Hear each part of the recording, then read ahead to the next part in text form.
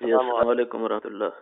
علیکم السلام ورحمۃ اللہ وبرکاتہ۔ نذیر احمد صاحب بول آپ کون؟ محمد عرفان توسیع رہا ہوں۔ جی جناب۔ ضرور آپ کے بارے میں انٹرنیٹ پر ایک کلپ سنا ہے اور اس کلپ کو چلانے والے وہ ہمارا کوئی سوال ہے اس کا جواب نہیں دیا، اس کی کیا حقیقت ہے وہ ذرا بیان فرمائیے۔ ہاں وہ مجھے پہلے بھی اس کا کسی نے بتلایا ہے۔ جی تو بھائی اس کی نا حقیقت یہ ہے کہ جس طرح جب کسی گیدڑ کی موت قریب آتی ہے تو کا رخ کر لیتا ہے، اس طرح جب کسی مولوی کی ذلت کی باری آتی ہے تو وہ صاحب کا رخ کر لیتا ہے۔ جی جی۔ حقیقت یہ ہے کہ یہ ایک شخص تھا، پتہ نہیں اس کا نام کیا تھا، اس نے مجھے فون کیا کہ جناب نے یہ بیان کیا ہے، اس کے بیت یہ لکھا ہے تو اس کے متعلق چند سوالات ہیں۔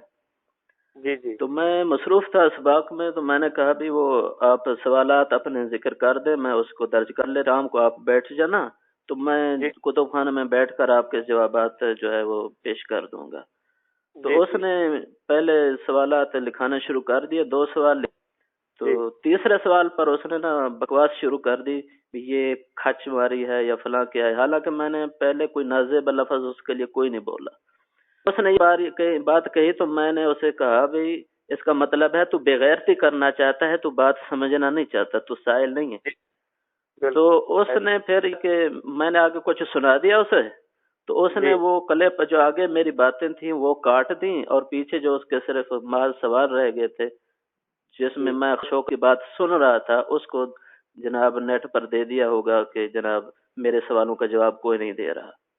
جی جی۔ یہ تو بھائی یہ حقیقت اس کی یہ ہے کہ اس نے ایک اعتراض یہ کیا ہے کہ چشتی صاحب نے ابن عساکر کے حوالے سے یہ حضرت ابو سعید خدری والی روایت انہوں نے پیش کی ہے کہ حالانکہ اس میں ابو موسیٰ اس کے یہ لفظ ہیں کہ ابو موسیٰ ایک راوی ہے، وہ کذاب ہے، اس کو ابو یعلا خلیل نے کذاب کہا ہے۔ تو میں تو اس وقت یہ مقصود تھا بھی اس کے سوالات سن لوں، بعد میں اس کو جواب دوں گا۔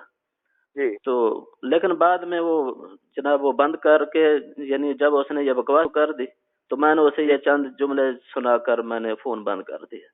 تو اصل میں جب ہم نے کتاب میں دیکھا تو وہ ابو نام کا کوئی راوی ہے ہی نہیں، موسیٰ بن ابو موسیٰ کا راوی اس سند میں ہے ہی نہیں، تو اس نے ویسے ہی جھوٹ بول دیا۔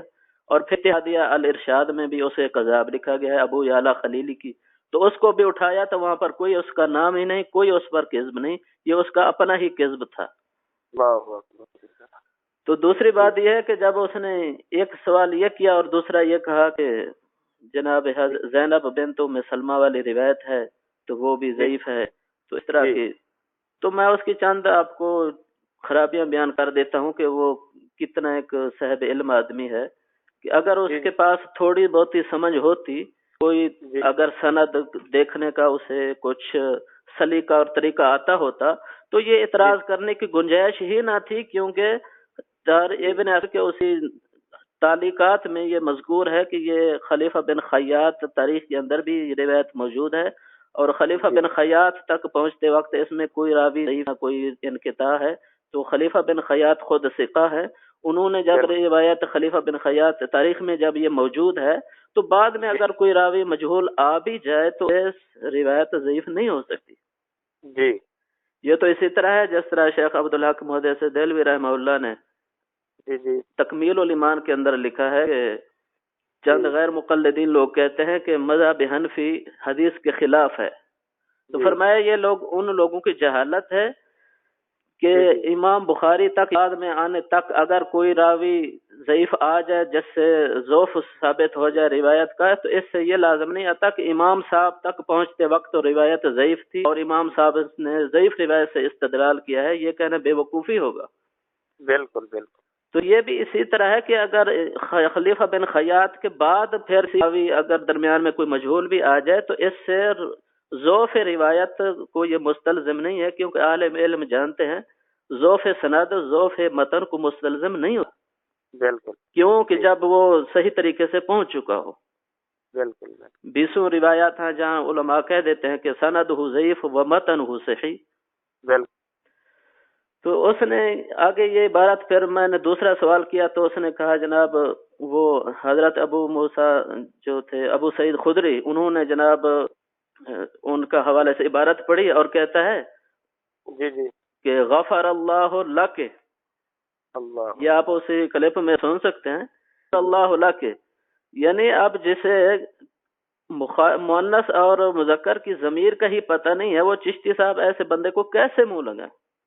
بالکل اللہ، یعنی وہ کوئی عورت تھی جو یزید کی فوج میں تھی اور وہ ابو سعید خدری کے پاس آئی قتل کرنے کے لیے، تو آپ نے جناب اس نے جب جانے لگی تو آپ نے اسے دعا دی کہ غفر اللہ لک، جسے لاکے اور لاکا میں فرق نہیں آتا، سمجھ نہیں آتا، اور جسے روات میں تمیز اتنا نہیں ہے کہ جو ابن عساکر میں ہے وہ موسیٰ بن زکریہ ہے، نہ کہ کوئی ابو موسیٰ ہے۔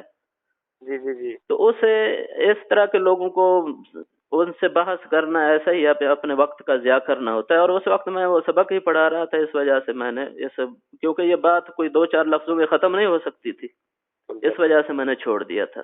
تو بعد میں اس نے، حالانکہ میں کہا تھا کہ یہ بغیرتی تو کر رہا ہے، تو اس نے وہ بغیرتی والے الفاظ اپنے نکال لیے اور باقی کلپ جو ہے وہ چڑھا دیا۔ تو دوسری یہی بات ہے کہ اگر وہ موارد ابن عساکر ہی غور سے دیکھ لیتا، خود تعلیقات میں دیکھ لیتا، تو اسے سوال کی گنجائش ہی نہ ہوتی۔ اچھا، یہ نہیں بس وہ کذب اور افتراء سب کچھ کر رہا ہے۔ اور کیا ہے، یہ ہوتا ہی، ان لوگوں کا کام ہی یہی ہوتا ہے کہ ہم کسی نہ کسی درجے میں چلو کم از کم آ جائیں گے، کوئی لوگ ہم نے والا ہو جائے گا کہ جناب یہ بھی کوئی چشتی صاحب سے گفتگو کرنے والے لوگ پیدا ہو چکے ہیں۔ جی جی، بس یہ شہرت پسندی کے لیے سب کچھ کیا جائے۔ اللہ اکبر۔ حالانکہ روایت پھر طبقات ابن سعد میں بھی موجود ہے، عقد الفرید کے اندر بھی، اور امام ذہبی نے بھی اسے لیا ہے۔ جی جی، تو ہم پھر بعد میں اسے کرتے رہے، اس نے فون اٹھایا نہیں۔ ایک مرتبہ اس کی بیوی نے فون اٹھایا، پتہ نہیں بیوی تھی یا کون تھا، بعد میں پھر کئی بار فون کرتے رہے، لیکن یہ فون آگے کاٹتے جاتا رہا ہمارا۔ جی، فون اب نہیں اٹھا رہا۔ نہیں تو بھائی یہ تو اس وجہ سے چشتی صاحب اس جیسے لوگوں کو منہ نہیں لگاتے کہ اذا انطق السفیہ فلا تجبہ فخیر من اجابتہ السکوت۔ کیا ہی کسی نے کہا کیف تکون الرعیۃ مسوسہ اذا کان راعیھا سوسہ، جب راعی ایسے ہوں جو اپنے آپ کو اہل علم ظاہر کرنے والے ہیں وہی سوس ہوں، تو پھر باقی عوام کا کیا حال ہوگا؟ ان لوگوں کی پتہ نہیں کہ چشتی صاحب اگر کوئی بات کرتے ہیں تو وہ بلا دلیل ایسی بات نہیں کرتے۔ اور جو اس نے دوسرا الزام یہ لگایا تھا کہ زینب بنت ام سلمہ جو ہے، ان کا جو روایت انہوں نے پیش کیا اور چشتی صاحب کہتے ہیں یہ روایت صحیح ہے، حالانکہ وہ غلط ہے، یعنی وہ ضعیف ہے، اس نے پتہ نہیں کیا کہا۔ تو یہ بھی اسی طریق خلیفہ بن خیاط سے میں آپ کو سنا رہا ہوں کہ حدثنا وہب قال حدثنا ابی قال حدثنا الحسن، یہ حسن بصری ہیں جی جی، اور یہ وہب بن جریر ہیں، یہ ثقہ ہیں، اور آگے اپنے باپ سے لے رہے ہیں، وہ جریر بن حازم ہیں، تو وہ حسن بصری سے لے رہے ہیں۔ تو وہ فرماتے ہیں اصیب بنا زینب یوم الحر فحمل الیہا فقالت انا للہ وانا الیہ راجعون ما اعظم المصیبہ الا فی علیہ ولہی فی هذا اعظم علی منها فی هذا اما هذا فبسط یده فقاتل حتى قتل فاخاف علیہ واما هذا فكف قتل فانا ارجو له۔ تو یہی روایت چشتی صاحب نے اپنے اس موضوع میں پیش کی، تو وہ اس کو پتہ نہیں کس وجہ سے ضعیف کہتا ہے، کس وجہ سے اس کا انکار کر رہا ہے، جب یہ بالکل سند متصل ہے، اس میں کسی راوی پر کوئی کلام نہیں ہے۔ جی، تو آخر میں یہی آپ کو بیان دیتا ہوں کہ بھائی یہ چشتی صاحب کے سامنے آنے کی طاقت نہیں رکھتے، یہ چشتی صاحب کے مقابلے میں آنے کی ان کے اندر کسی طرح کی کوئی جرت ہی نہیں ہے۔ بالکل، یہ تو وہ ابن یعنی هو ابن جلا وطلع الثنایا متى يضع الامامة تعرفوه، صاحب علم شخص جو ہے وہ کئی حضرات ہیں ہم پر فون پر کلام کرتے ہیں اور اپنی تسلی کرتے ہیں، تو اس طرح کا کوئی اگر بے وقوف ہو اس کو اگر جواب نہ دیا جائے تو اب نہیں ہو سکتا کہ ہمارے پاس جواب نہیں ہے۔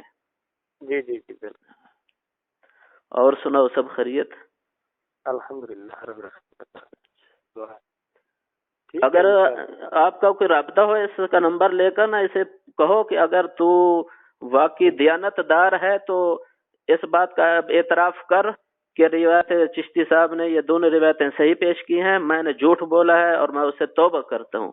اگر یہ اس کے اندر کچھ دینداری ہوگی تو یہ رجوع کر لے گا، نہیں ہوگی تو پھر آپ کو پتہ ہے مولویوں کا کام کیا ہوتا ہے. بالکل انشاءاللہ تعالیٰ کریں گے اگر یہ ایمانداری کے ساتھ ہماری بات سنتا ہے تو. ٹھیک ہے. السلام علیکم. وعلیکم